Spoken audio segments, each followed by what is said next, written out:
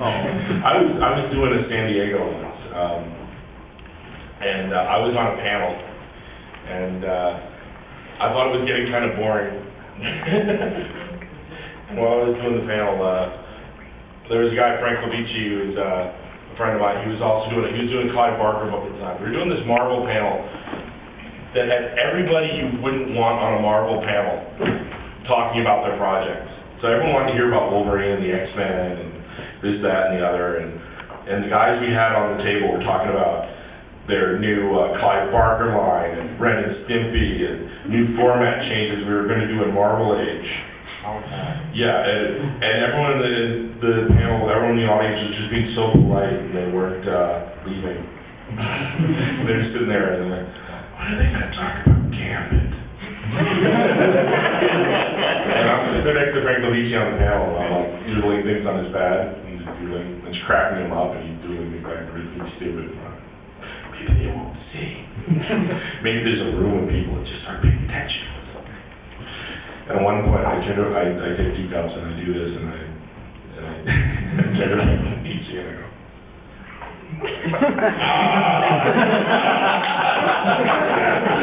We're on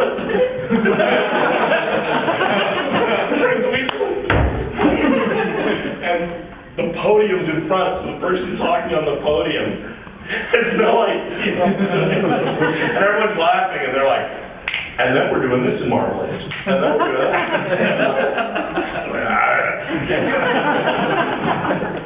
Come back to New York to the Marvel office, and they're like, Tom DePalco would like to see you. That urge to do that. This is online. Where's Microcode? Hi. Yes. There's a miniseries coming out that retells for the Clone Saga, or tells us more stuff we didn't know, or how essential is that to me reading Amazing that I read that title? Basically, if it makes you happy, you should. We're trying to do stuff to cater to people of different eras, people who like different things. But will I get more from that title than, I mean, is there actual information coming out? I mean, I'm not as familiar with what they're doing, because I'm not editing the book. But I haven't seen any description of it yet. I want to read it. I'm not sure what it's called. Yeah, we're revisiting the Clone Saga. My take is like, if you're like these guys and you love the Clone Saga, you're going to totally dig this. You know, or if you're liking like, you know, the MC2 stuff, you're going to like in the web, you know, like the Spider-Man stories.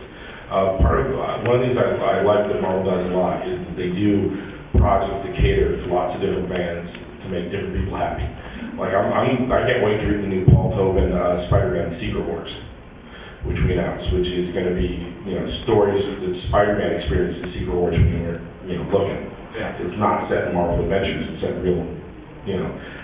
I'm so glad Reborn's not here, so I can actually say this. 616. You know, every time you say 616, you think, but yeah. Any other, you know, Spidey? Yeah. Okay, you guys have done the nod to the Spidey-mobile and all the other just weird off-the-wall Spider-Man stuff. We all want to. There's certain things that we all fight over, you know, and there's every single person that was like, I want to do a Spider-Mobile story.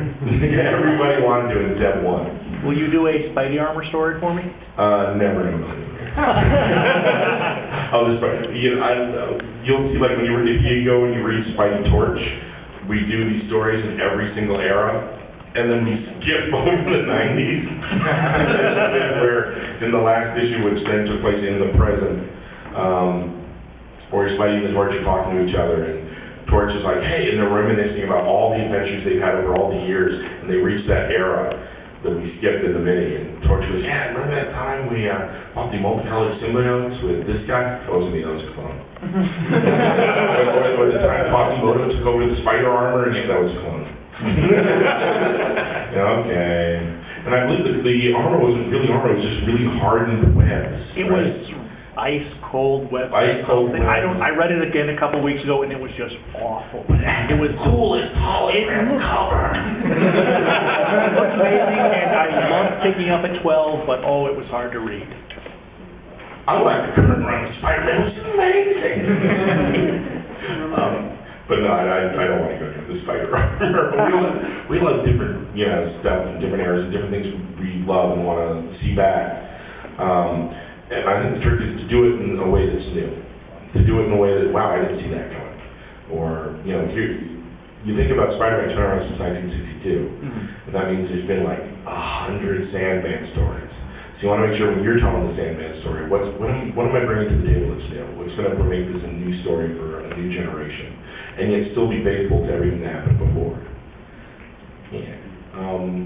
And one of the things we got coming up is called the Gauntlet.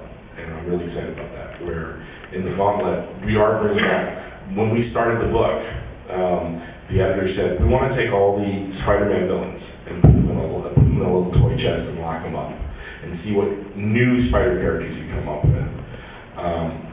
And the minute, like 6 months in, they unlocked the toy chest and we were all so happy. We're like, oh yay! Because, you know, I want to do a Lizard story, I want to do Electro, I want to do this. And what's coming up in Amazing is going to be that sheer unbridled joy of we all get to break out the toys and play with them. So I'm like, I believe we've already announced that we're going to, well, you've seen hints. You've seen that we did a teaser piece, and in that teaser piece you clearly saw Craven's tombstone. You saw some sand over Spider-Man's body. You saw a rhino horn. You saw Mysterio's fishbowl. I think you saw some electricity, maybe. There's gonna be lots of fun stuff coming up where it's all just us having a blast using all these characters that we've locked up in the toy box and they're now free to play with. Yeah. Who are you most looking forward to using the Gauntlet? I'm doing the Mysterio arc, and I feel like I won. Mysterio is gonna be fishbowl. I was talking with, I was emailing back and forth with Marcus Martin. He's just like one of my favorite guys to work with. And we're emailing back and forth about the Mysterio arc, and in one part of the email I went, should we redesign the Mysterio costume? And Marcos was like, well maybe, what do you think? And we were going back and forth, and the one thing we kept saying is, oh, we gotta keep the fishbowl. Oh yeah, we're not touching the fishbowl.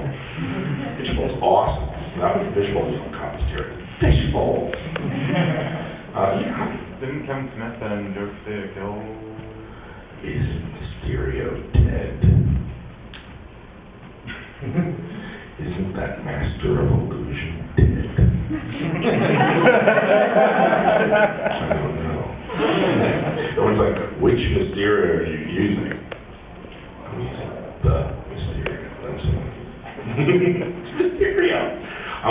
When I was a kid, my intro into Spidey was the 1967 cartoon. And by the time I was 7 years old, it was in syndication. And my favorite was the one where he fights Mysterio. And they show it in the beginning of every episode, where at the end, the closing credits were like sliding down the bar. And much of it was like, big fishbowl. We trained Steve Ditko gauntlets. Eyes.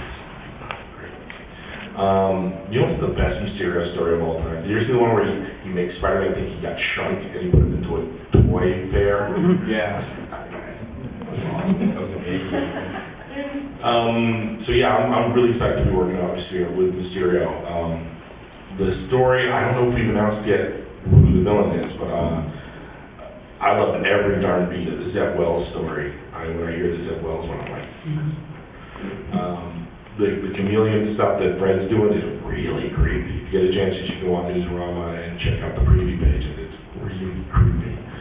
Barry Kitson's doing the art for that one, and his design of Chameleon is, oh, that's right. You skeeved me now, Chameleon. You really skeeved me. Which is good. We've got a lot of really good stuff coming up. Everyone gets to play with the coolest pieces. Yes, hi. Yeah, you suddenly opened up the toy chest, and I was an old school fan in the mid-90s, and then came back with Brand New Day. Is there any chance you will ever see a Carnage story? Carnage.